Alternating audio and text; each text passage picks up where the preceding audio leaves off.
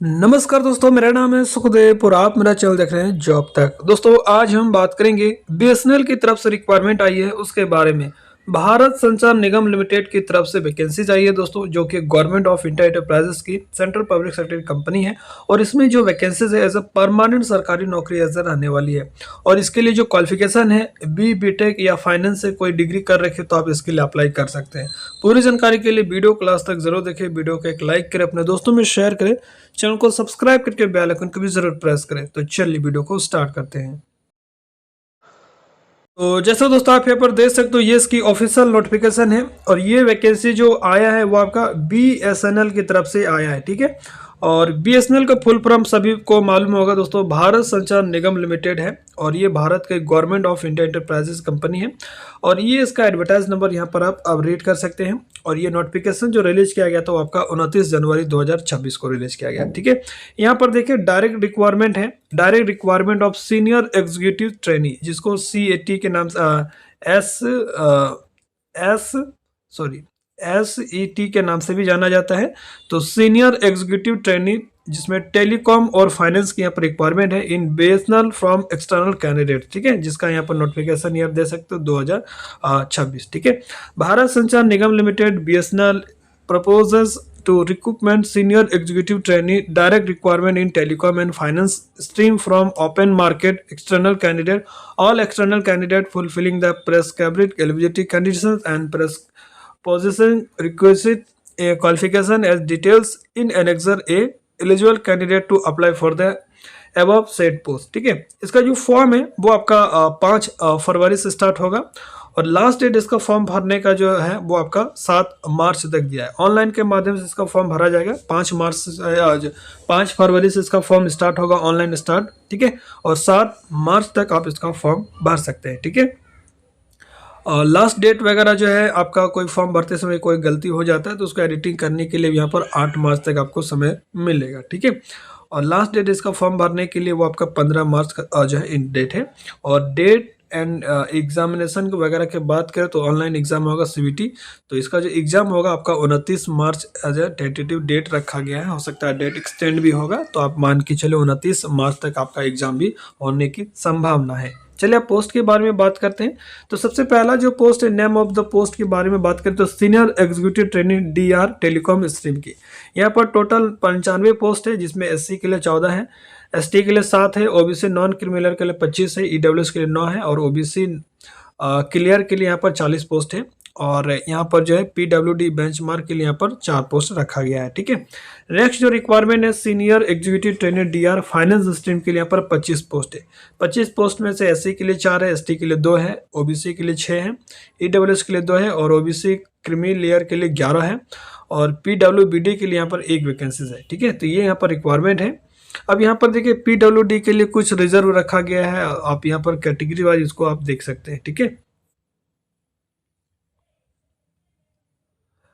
और यहाँ पर देखिए दोस्तों, आपका एज वगैरह यहाँ पर दिया गया है। देखिए यहाँ पर जो मिनिमम एज होना चाहिए वो आपका 21 साल होना चाहिए और मैक्सिमम आपका 30 साल होना चाहिए। साथ इसमें एज का रिलैक्सेशन मिलेगा। आप अगर अनरिजर्वेड ईडब्ल्यूएस ओबीसी है तो 30 साल है, ठीक है। और ओबीसी नॉन क्रीमिलियर है तो आपको 33 साल, यानी कि 30 साल प्लस 30 साल और 3 साल का एज का रिलैक्सेशन। एससी एसटी है तो 35 साल और पीडब्ल्यूडी है जनरल है तो 40 ओबीसी वाला और नॉन क्रिमिलियर के लिए है 43 साल और एससी एसटी के लिए 45 साल, ठीक है।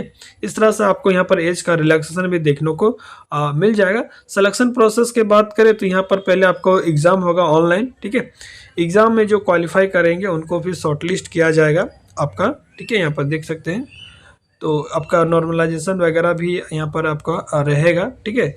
जो कैंडिडेट शॉर्टलिस्ट होंगे उनको फिर डॉक्यूमेंट वेरिफिकेशन के लिए बुलाया जाएगा, ठीक है। इंटरव्यू वगैरह यहाँ पर कुछ नहीं होगा।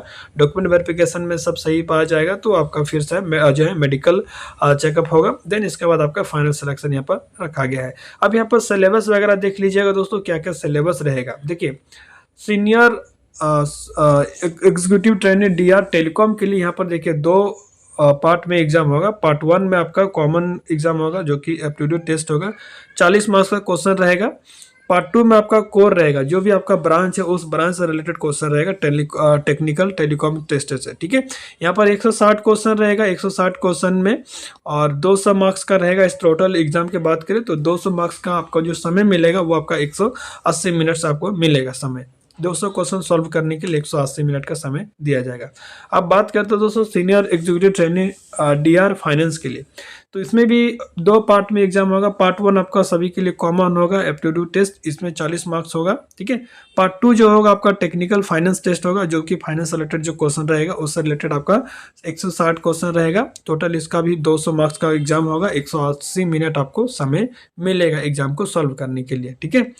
अब यहाँ पर देखिए एग्जाम का जो है नेगेटिव मार्किंग भी होगा, जो कि 1/4 होगा, यानी कि 0.25 का जो है, और इसमें क्वालिफाई मार्क भी दिया है पार्ट 1 में आपको और पार्ट 2 में, दोनों मिला के दोस्तों आपका 40% मार्क्स आपको लाना पड़ेगा। आपका जो है कैटेगरी वाइज अलग अलग यहाँ पर जो परसेंटेज वाइज दिया गया है, आप इसको भी देख लीजिएगा, ठीक है।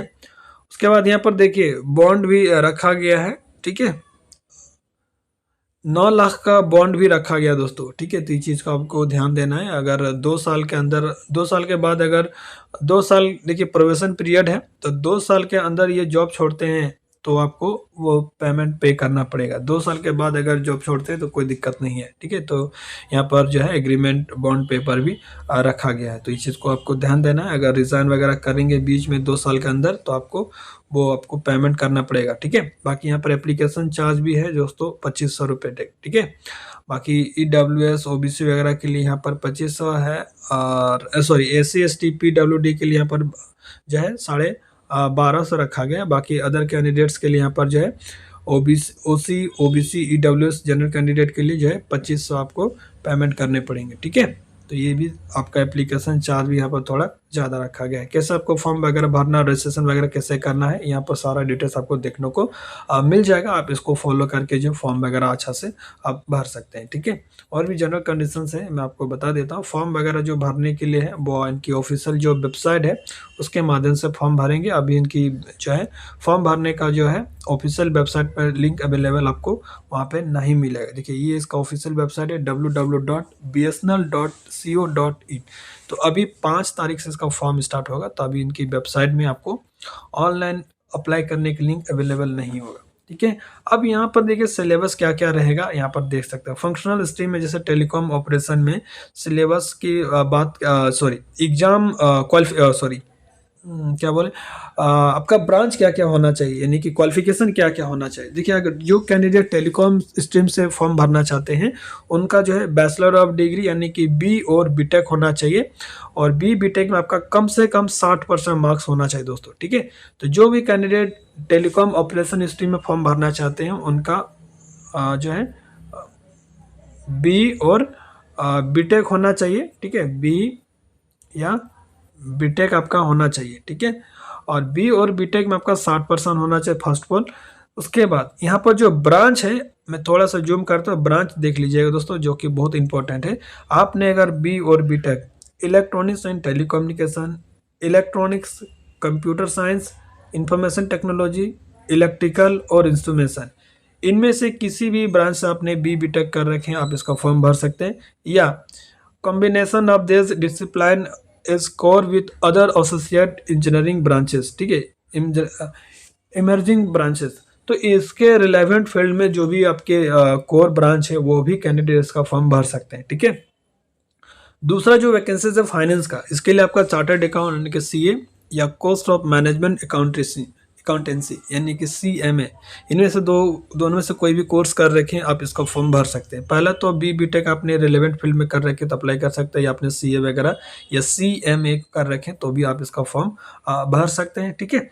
अब यहाँ पर देखिए क्वेश्चन वगैरह किस फील्ड से पूछा जाएगा ये यहाँ पर आपको देखने को मिल जाएगा। सिलेबस यहाँ आप कह लीजिए तो वह सिलेबस वगैरह भी पूरा यहाँ पर डिटेल्स दिया गया है कि किस किस टॉपिक से आपसे क्वेश्चन पूछा जाएगा, ये भी उन्होंने दे रखा है। चाहे टेलीकॉम का हो या फाइनेंस का, सभी का यहाँ पर उन्होंने सिलेबस वगैरह दे रखा है। तो जो भी कैंडिडेट अप्लाई करना चाहते हैं अप्लाई कर सकते हैं। बाकी सारा चीज़ मैंने बता दिया। List of exam centre city के बात करें तो यहाँ पर देखिए टोटल 27 सिटी दिया गया है। 27 सिटी में से कोई भी आप 3 एग्जाम सेंटर को आप चूज कर सकते हैं। बाकी सारा डिटेल मैंने दोस्तों बता दिया है। कोई डाउट है तो कमेंट करके पूछ सकते हैं। मिलते हैं नेक्स्ट वीडियो में, तब तक के लिए टेक केयर। जय हिंद, वंदे मातरम।